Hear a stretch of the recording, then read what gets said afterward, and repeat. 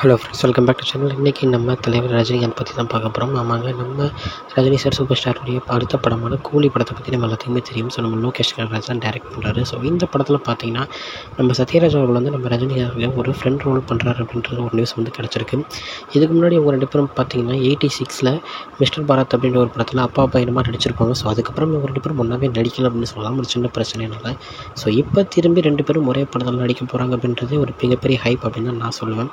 So இவங்க ரெண்டு பேருடைய காம்பினேஷன் வந்து வேறு மாதிரி இருக்கும். அதுக்கு இந்த ஒரு படம் போதும் அப்படின்னே சொல்லலாம். ஸோ அந்த மாதிரியான காம்பினேஷன் திருப்பி ஃப்ரெண்ட்ஸாக நடிக்க போகிறாங்க வேறு. ஸோ அது வேறு மாதிரியான ஒரு எக்ஸ்பீரியன்ஸாக இருக்கும்.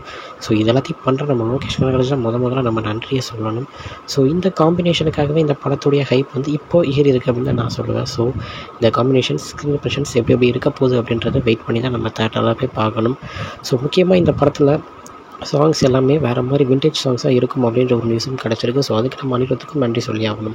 ஓகே ஃப்ரெண்ட்ஸ், இதுதான் இன்றைக்கி இந்த வீடியோ பற்றின ஒரு சின்ன அப்டேட். இன்னொரு வீடியோவில் உங்களை வந்து பார்க்குறேன். அது வரைக்கும் உங்கள்கிட்ட இருந்து விடைபெறுவது உங்கள் Jaswin. Bye friends. Next video மறக்காமல் நம்ம சேனலை சப்ஸ்கிரைப் பண்ணிவிடுங்க. Bye bye.